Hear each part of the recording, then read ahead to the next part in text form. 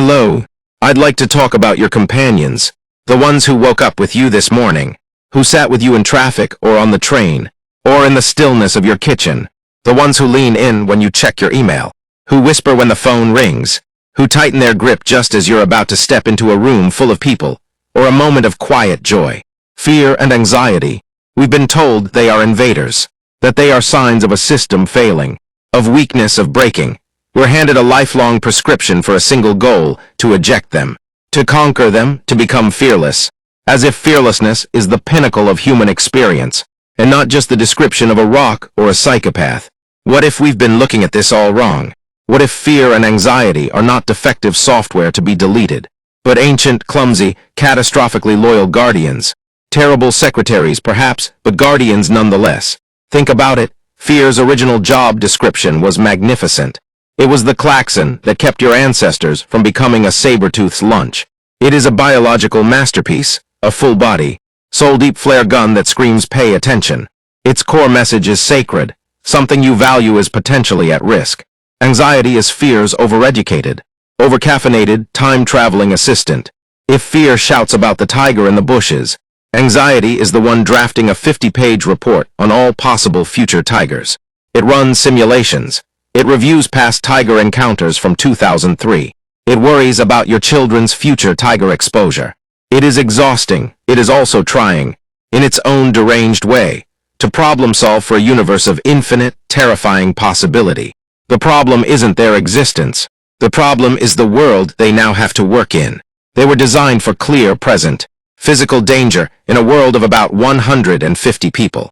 They were not designed for 24/7 news cycles that stream a planet's worth of abstract threat directly into your palm.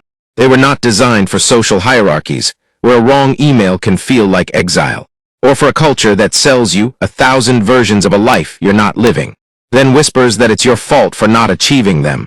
They are like guardian knights from the Middle Ages, plopped into the middle of a stock exchange, armored and swinging swords at fluctuating interest rates.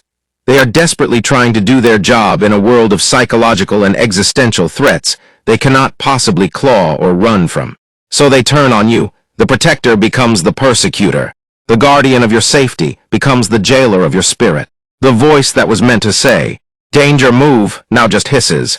Everything is danger, so don't move.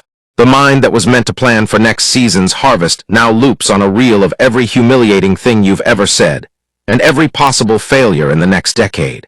We have been taught to be at war with these parts of ourselves, to see them as the enemy. But a civil war within the self is the most unwinnable, devastating war of all. You cannot drone strike your own nervous system. You cannot negotiate with a part of you that believes, with every fiber of its being, that it is saving your life. So what is the alternative? If we cannot kill them, and we cannot live under their tyranny, what then? We must do the one thing that seems impossible. We must promote them. We must look at this trembling, overzealous, sleepless guardian knight of our soul and say, "Thank you for your service. I see you are trying to protect me. Your information is noted. Now, stand beside me, not in front of me. You are not the driver of this vehicle. You are not the speaker at this podium.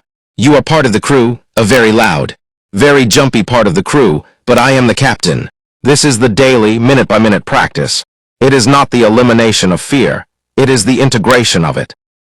It means when the cold wash of dread comes before a speech, you don't scream at it to shut up. You quietly acknowledge it. "Hello, old friend, you're here because this matters to me." You're screaming that if I fail, it will be a social catastrophe. Thank you for the data, now let me do my job.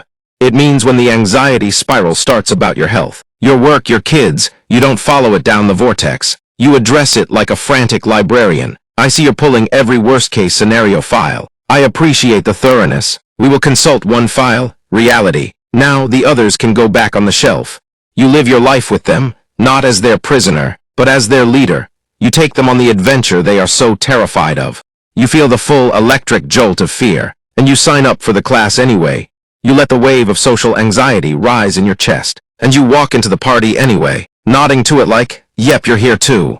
You acknowledge the deep, existential terror of mortality and meaninglessness, and you then go make a sandwich, call someone you love, and laugh at a stupid joke, not in spite of the terror but right next to it.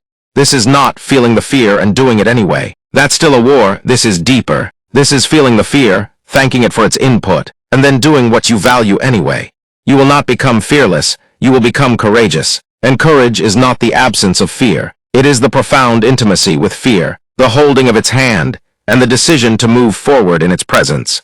Your life fully lived will not be a pristine, anxiety-free brochure. It will be a rich, messy, vibrant tapestry woven with threads of dread, threads of joy, threads of anticipation, and threads of peace. The anxiety is part of the color. The fear is part of the texture.